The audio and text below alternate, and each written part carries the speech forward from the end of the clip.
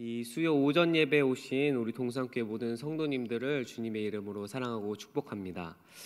성도님들께서는 혹시 어제 저녁으로 무엇을 드셨나요? 저는 들기름 막국수를 먹었었습니다. 이렇게 이전의 일들이나 사건들을 도로 생각해내는 것을 우리는 기억이라고 말합니다.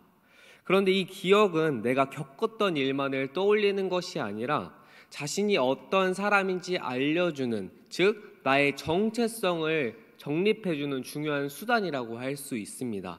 쉽게 설명하자면 제가 많은 사람들 속에 제 아버지와 어머니를 보면 저의 부모님이란 사실을 단번에 알 수 있습니다.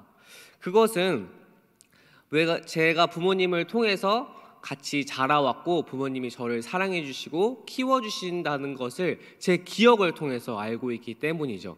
하지만 다른 사람들이 저의 부모님을 봤을 땐 그저 아저씨, 아줌마로 볼 것입니다. 왜냐하면 그들에게는 저희 부모님과 관계가 없기 때문이죠. 그래서 제 기억 속에 있는 어머니, 아버지를 통해서 저 두 분은 나를 사랑하시는 분이고 내가 그분의 자녀이기에 나도 그분에게 받은 사랑을 다시 돌려주어야겠다라는 효도의 마음, 즉 제가 자녀로서 그 가족의 구성원이고 내가 그 자녀로서 올바르게 살아가야 한다는 것을 제가 그동안 살아왔던 기억을 통해서 알게 되는 것이죠. 만약에 저에게도 기억이 없다면 그저 살아왔던 그 과정을 모른 채 저의 어머니와 아버지를 그저 다른 사람들처럼 아저씨, 아줌마라고 볼 것입니다.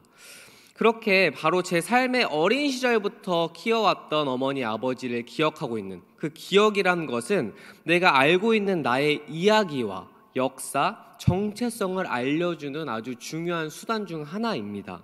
그래서 여호수아는 이스라엘 백성에게 여호와를 기억하며 우리가 누구인지를 깨달으라고 말하고 있습니다. 하나님의 자녀이기에 두려워할 것이 없고 그분만을 믿으면 된다는 사실을 말이죠. 여호수아가 무엇을 통해 이스라엘 백성들에게 여호와를 기억하라고 했는지 잠시 저번 주 내용을 먼저 살펴보도록 하겠습니다. 기생 라합의 도움으로 무사히 가나안 조사를 마친 정탐꾼의 보고를 받은 여호수아는 다음날 아침 요단강으로 이스라엘 백성을 끌고 나아갔습니다. 하지만 하나님께서는 곧바로 요단강을 건너게 하지 않으시고 그곳에서 3일을 머물게 하셨습니다. 3일이라는 시간은 길면은 길고 짧으면 짧은 시간이라고 할 수 있지만 당시 전쟁을 하는 이스라엘에게는 굉장히 긴 시간이었을 거라고 추측할 수 있습니다. 왜냐하면 그곳은 생소한 것이었고 요단강 건너에는 적군들이 있었기 때문입니다. 그뿐만이 아니라 저번 주 설교에서 본 것처럼 요단강은 1년 중에 물이 가장 많이 흐르는 시기였습니다. 그런 상황에서 어린이와 노약자를 포함한 200만 명의 사람들이 요단강을 아무런 사고 없이 건넌다는 것은 아주 불가능한 일이었습니다. 불안과 긴장에 도사리는 불가능한 상황에서 3일 동안 기다리려고 하는 그 요단강에서 주님의 그 머무름은 아마 이스라엘 백성들에게는 두려움이고 또한 걱정이었을 것입니다. 하지만 하나님께서 이스라엘과 다른 민족들에게 이 땅의 주인이 누구인지를 보여주기 위해 그들을 머무르게 하고 그 요단강을 가르시면서 만물의 주인과 이 모든 권역의 왕은 바로 하나님, 바로 자신이다 라는 것을 이스라엘 백성들뿐만 아니라 그 가나안에 있는 모든 왕들에게 알려주기 위함이었습니다. 오롯이 그 모든 것이 하나님께만 달려있다는 것을 인간적으로 불가능한 일을 통해서 이스라엘 백성들과 가나안 모든 족속들에게 알려주기 위함이었죠. 요단강의 도하의 첫 걸음을 법궤를 맨 제사장들부터였습니다. 법궤를 맨 제사장들이 제일 먼저 강을 건넌다는 것은 하나님이 앞서가며 이스라엘에게 길을 내어주신다는 것이었습니다. 사진처럼 평상시 요단강은 결코 깊거나 넓은 강이 아닙니다. 너비는 약 30m, 깊이는 1m 정도의 조그마한 강이었습니다. 비록 곳곳에 물살이 거칠기는 했지만 이런 곳들을 다니지 않는다면 특별한 어려움 없이 건널 수 있는 강이 바로 요단강이었습니다. 그러나 이스라엘이 요단강을 건너려고 했던 시기는 오늘날 3, 4월쯤으로 북쪽의 산에 녹은 눈과 또한 봄철에 내린 이른 비로 인해 요단강이 범람하는 때였습니다. 그래서 저 사진과 같이 너비가 1.6km, 깊이는 3, 4m 정도의 강으로 변모하게 되었습니다. 이 강을 법궤를 맨 제사장이 발바닥이 강물에 닿을 때 멈추게 되었습니다. 그림을 통해 살펴보면 그 다음 사진을 보여주세요. 법궤, 언약궤 기점으로 1km가 채 되지 않는 900m 뒤에 르우벤, 갓, 반지파가 선두에 서고 므낫세 반지파가 선두에 서고 그 뒤엔 나머지 200만 명의 사람들이 있었습니다. 하나님의 법궤는 모든 사람이 요단강을 건널 때까지 이렇게 기다리고 있었죠. 백성들이 모두 요단강을 건넜을 때 하나님께서 여호수아에게 각 지파에서 한 사람씩 12사람을 선발하라고 했습니다. 선발된 12사람이 해야 할 일은 제사장들이 서 있는 저 강 중심으로 가서 각각의 돌을 하나씩 가져오는 것이었습니다. 12개의 돌을 쌓아 기념비를 세워 자손 대대로 하나님께서 이날 이스라엘을 위해 범람하는 요단강의 물을 멈추게 하신 일을 기념하기 위함이었습니다. 6절은 이렇게 말하고 있습니다. 이것이 너희 중에 표징이 되리라. 후일에 너희의 자손들이 물어 이르되 이 돌들은 무슨 뜻이냐 하거든. 여호수아와 백성들이 쌓은 돌 무더기는 표징이 되게 하셨습니다. 표징은 히브리어 단어를 살펴보면 다른 일의 진실성을 입증하는 사건이나 물건을 뜻합니다. 하나님께서 노아에게 세상에 살아있는 모든 생명과 맺으신 약속을 무지개로 보여준 것처럼 말이죠. 이스라엘이 쌓아올린 12개의 돌은 넘쳐흐르는 요단강을 마른 땅을 밟아 건넜음을 자손 대대로 확인시켜주는 징표가 되었습니다. 세월이 흘러 이스라엘 사람들이 우리의 조상이 요단강을 건넜다는 사실에 대해서 혹시나 확신이 서지 않거든 이곳에 와서 그날의 일을 증언하면서 세운 표징의 돌을 보라는 것이었습니다. 또한 이스라엘을 대표하는 12명이 가져온 돌은 이스라엘의 12지파를 상징합니다. 12개의 돌은 이스라엘이 하나됨을 상징하는데 그들이 정복하게 될 가나안 사람들의 다양한 민족과 다르다는 것을 보여줍니다. 서로 연합하지 못하는 적들과는 달리 이스라엘은 하나님 앞에서 한 민족이라는 점을 나타내주고 있는 것이었죠. 후손들에게도 하나님 앞에서 하나됨을 보여줄 수 있는 신앙의 유산이 바로 그 12개의 돌이라고 말할 수 있습니다. 그런데 말씀을 보다 보면 한 가지 의문이 들게 됩니다. 12개의 돌을 도대체 어느 곳에 두었는지 말입니다. 우선 3절의 말씀을 읽도록 하겠습니다. 그들에게 명령하여 이르기를 요단 가운데 제사장들의 발이 굳게 선 그곳에서 돌 12를 택하여 그것을 가져다가 오늘 밤 너희가 유숙할 그곳에 두게 하라 하시니라. 사진에서 보았듯이 요단강을 법궤를 맨 제사장들이 먼저 건너가게 되었습니다. 제사장들이 발바닥이 강물에 닿을 때 물은 멈추게 되었죠. 다른 백성들이 다 건널 때까지 요단 한가운데 제사장들은 법궤를 메고 서 있었습니다. 여호수아는 12를 선택하여서 제사장이 서 있던 그 강 한가운데서 각자 돌 한 개씩을 가져오라고 말했습니다. 그리고 오늘 밤 자야 할 곳에 두어 그것을 기념하라고 말했죠.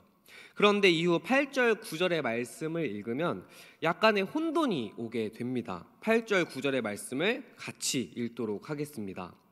이스라엘 자손들이 여호수아가 명령한 대로 행하되 여호와께서 여호수아에게 이르신 대로 이스라엘 자손들의 지파의 수를 따라 요단 가운데서 돌 12를 택하여 자기들이 유숙할 곳으로 가져다가 거기에 두었더라.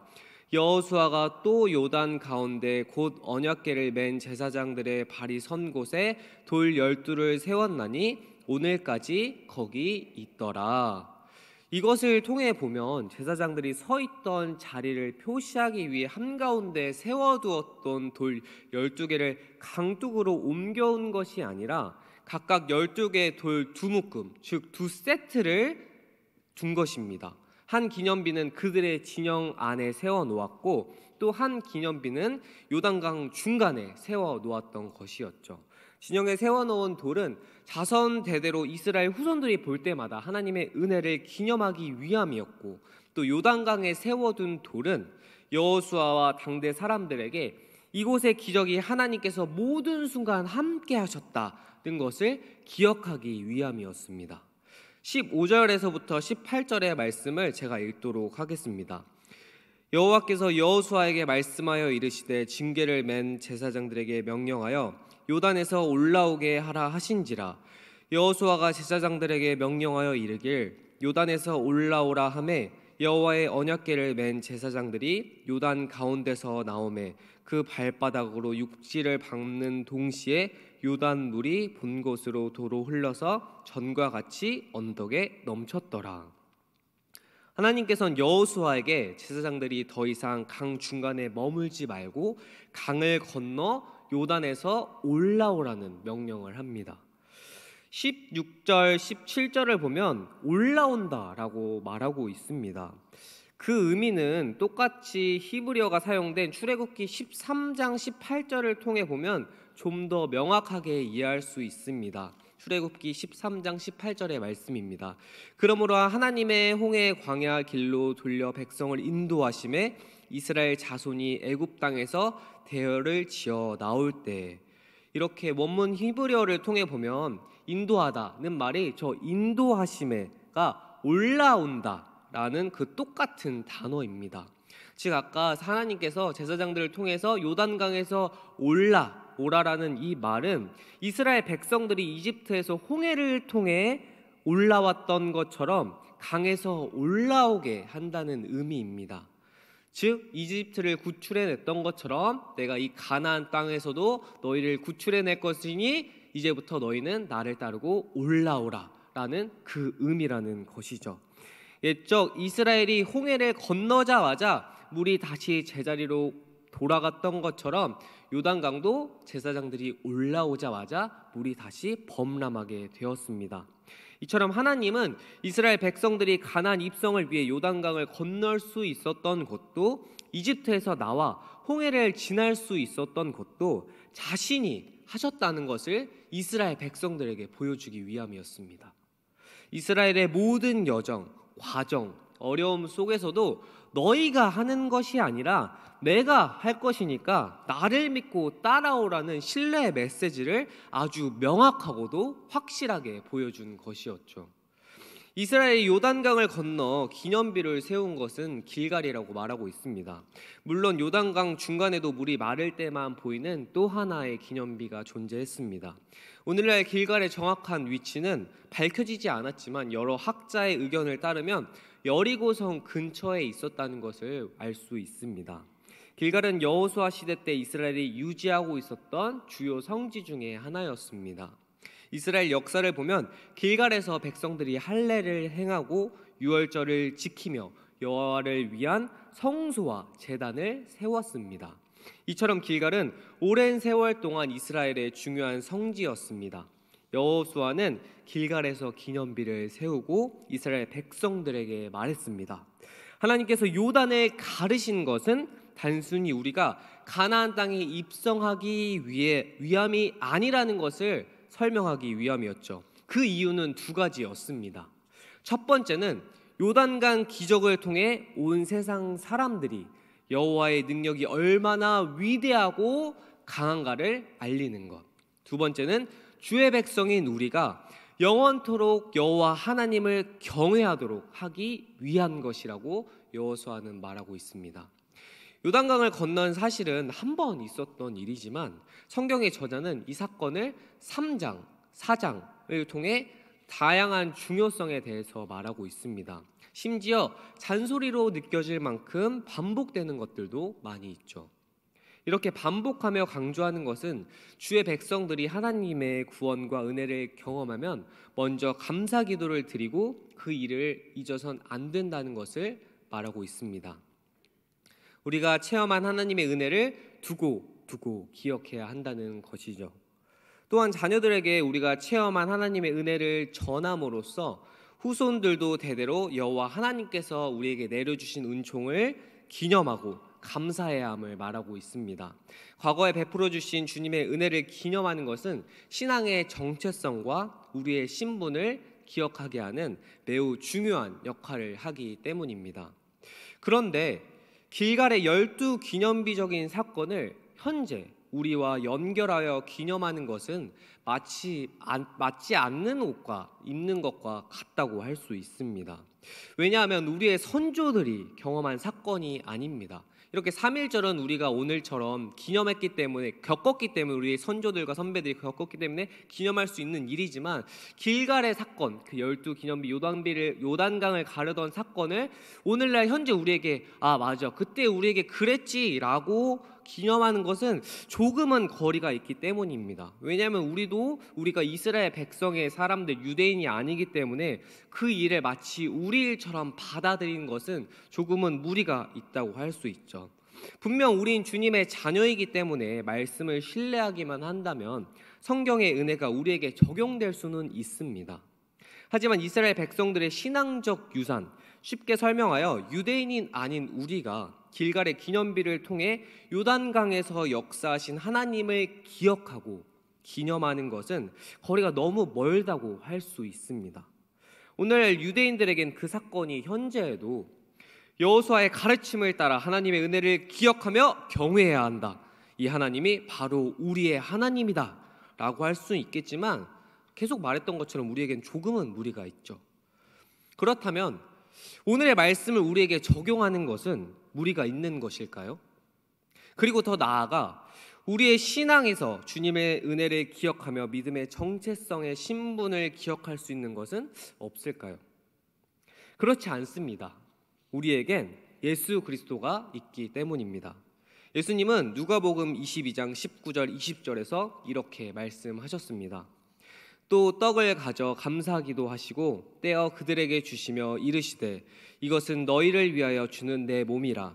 너희가 이를 행하여 나를 기념하라 하시고 저녁 먹은 후에 잔도 그와 같이 하여 이르시되 이 잔은 내 피로 세우는 새 언약이니 곧 너희를 위하여 붓는 것이라. 아멘. 예수님께서는 제자들과 마지막 만찬에서 떡을 떼시고 나누며 자신을 기념하라고 했습니다. 떡과 포도주를 통해서 말이죠. 음식은 우리에게 생명을 가져다 줍니다. 예수님께서는 제자들과 마지막 만찬을 하시며 다음날 있을 자기 죽음이 그들에게 영원한 생명을 준다는 것을 보여주셨습니다. 예수님은 제자들 앞에서 떡을 쪼개고 붉은 포도주를 따르셨습니다. 그것은 자기의 찢어지는 몸과 흘리는 피를 상징하기 위함이었습니다. 또 그렇게 조각낸 떡을 나누고 잔을 넘겨주셨는데, 그것은 자기 죽음이 가져오는 구원이 우리에게 은혜로 주는 선물임을 상징하는 것이었습니다. 예수님께서는 하나님 나라의 복음을 선포하시며 하나님 나라에 들어감을 대부분 주님께서 베푸시는 잔치에 참여함이라고 가르치셨습니다. 예수 그리스도를 기억하는 그 만찬이 우리가 하나님 나라의 잔치에 참여하게 하여 생명의 음식을 먹고 마시게 하는 것임을 알려주셨습니다. 바울도 고린도전서 11장을 통해 예수님의 몸과 피를 상징하는 떡과 포도주로 이스라엘이 시내산 언약으로 하나님의 백성이 된 것처럼 이젠 우리가 새 약속, 예수 그리스도의 죽음으로 하나님의 백성이 되는 구원을 얻게 됨을 말했습니다. 유대인들이 유월절 만찬을 되풀이하며 출애굽 사건과 오늘날 길갈의 기념비적인 신앙의 전통으로 통해 하나님의 은혜와 구원을 기념하였듯이 오늘날 우리에게도 예수 그리스도의 만찬을 통해 우리를 위해 죽으시고 부활하신 구속의 죽음을 기억하고 기념해야 합니다. 성찬을 통해 십자가에 자기를 내어주신 예수 그리스도의 죽음과 부활의 은혜가 우리에게 임하는 것이죠. 그리고 그리스도를 통해 하나님께서 이스라엘에게 약속하신 모든 은총과 모든 은혜 또한 우리 안에 거하게 됩니다. 바울은 갈라디아서 3장 29절에서 이렇게 말하고 있습니다. 너희가 그리스도의 것이면 곧 아브라함의 자손이요 약속한 대로 유업을 이을 자니라. 아멘. 출애굽 과정 가운데 홍해를 가르셔서 이스라엘 백성을 구원하시고 광야 가운데 불기둥과 구름기둥, 만나와 메추라기를 통해 인도하시며 약속의 땅 가나안 입성을 위해 요단강을 가르셔서 하나님이 누구신지 보여준 그 은혜가 예수 그리스도를 통해 우리에게 동일하게 임하는 것입니다. 말씀을 통해 증거되고 선포되는 하나님 나라의 역사가 예수 그리스도를 통해 우리에게 이루어지고 우린 그분의 신실한 자녀라는 사실을 주의 만찬을 통해 기억하게 되는 것이죠. 여호수아는 이스라엘 백성 앞에서 길갈의 기념비를 세우며 여호와 하나님을 기억하라 라고 선포했습니다. 창조 때부터 함께 하신 여호와 하나님이 언제나 우리 곁에 있음을 잊지 않기 위해서 말이죠. 예수 그리스도로 인해 임하는 은혜의 유업을 매일의 삶에서 기억하십시오. 고난 중에도 세미한 음성에 반응하신 예수님의 은혜의 기억이 있기에 우린 두려워하지 않고 나아갈 수 있습니다. 그렇게 우린 불안할 수 없으며 또한 낭망할 수조차 없습니다. 앞으로도 이후로도 영원토록 우리와 함께 하실 예수 그리스도만을 확신하며 믿음으로 나아가십시오. 요단강을 가르시고 떡과 잔을 통해 보이신 그리스도의 죽음과 부활을 매일의 삶에서 기억하며 또한 기념하는 동산의 모든 성도님들이 되길 주의 이름으로 축복하겠습니다. 기도하시겠습니다.